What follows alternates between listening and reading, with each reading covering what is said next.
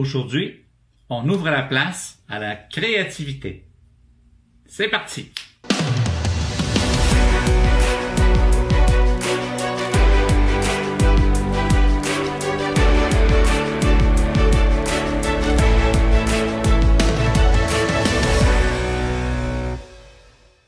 Bonjour passionnés de la photo. Comment ouvrir la place à la créativité? En sortant du mode automatique de votre caméra. Vous avez sur le dessus de votre appareil une molette avec différentes lettres. Vous êtes peut-être souvent en mode automatique. Aujourd'hui, je vais vous inviter à sortir du mode automatique et à travailler en mode semi-automatique ou en mode complètement manuel. Il y a 3 paramètres de base que l'on peut varier. Il y a la sensibilité du capteur, qui se traduit en ISO,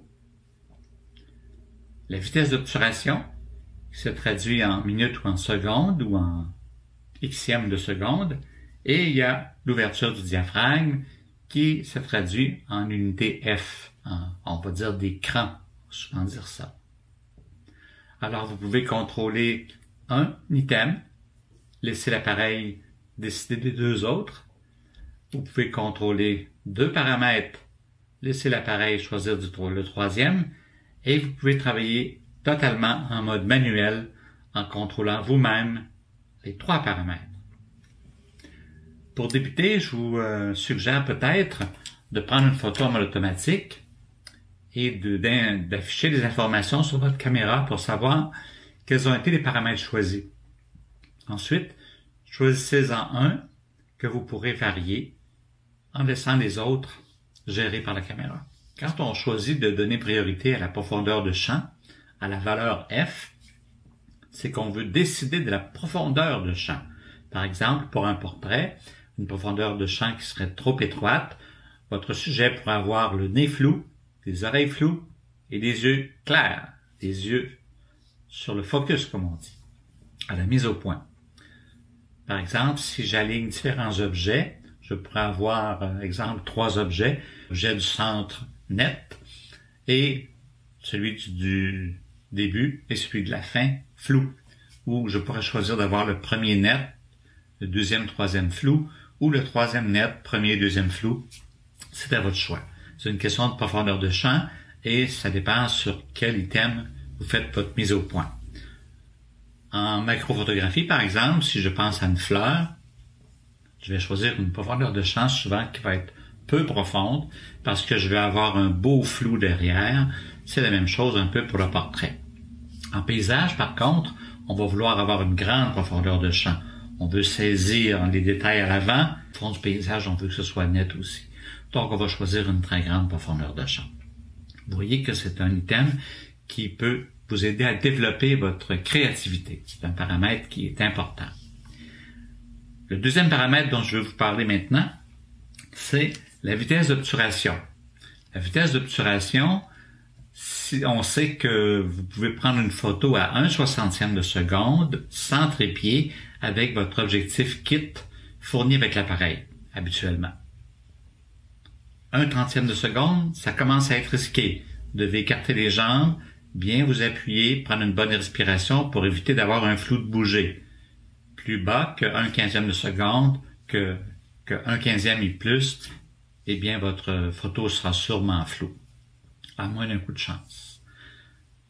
Pour photographier une voiture qui passe rapidement, un oiseau qui vole, on va plus augmenter la vitesse, on va aller dans des valeurs comme 1/1000e de seconde ou plus. Ça dépend de ce qu'on veut photographier. Ça dépend aussi si on veut que le sujet soit net ou qu'il soit flou.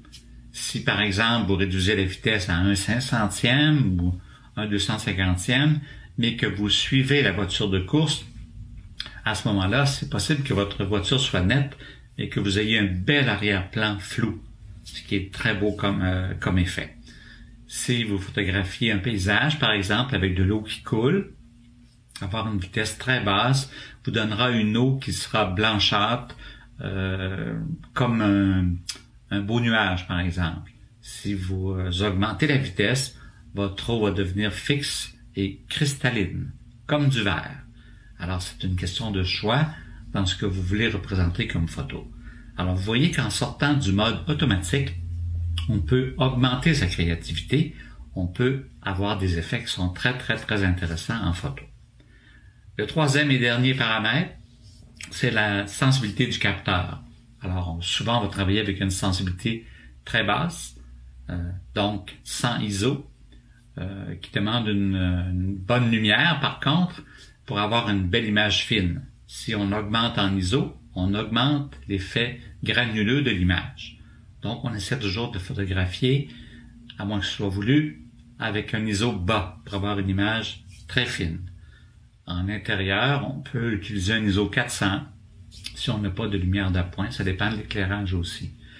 En extérieur, on va travailler souvent avec un ISO de 100 ou parfois 200.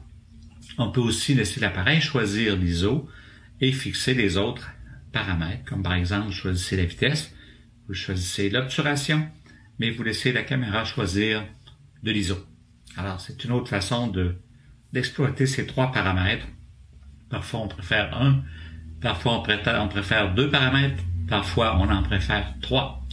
À ce moment-là, on devient en mode parfaitement manuel. Alors, j'espère que ces petits trucs vont vous aider. J'espère que vous allez pratiquer la vitesse d'obturation.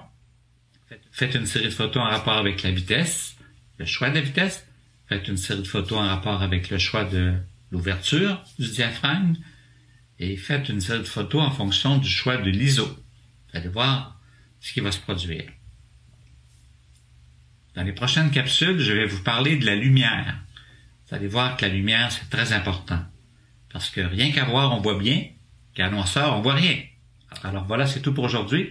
J'essaie d'être bref, j'essaie de donner l'essentiel. Si vous avez des questions, posez vos questions sur ma chaîne YouTube, mettez des commentaires, ajoutez un pouce et même indiquez-moi ce dont vous aimeriez que je parle dans une prochaine capsule et ça me fera plaisir de toucher le sujet en question à ce moment-là. Merci d'avoir été à l'écoute aujourd'hui et je vous souhaite de faire de superbes photos. Au revoir!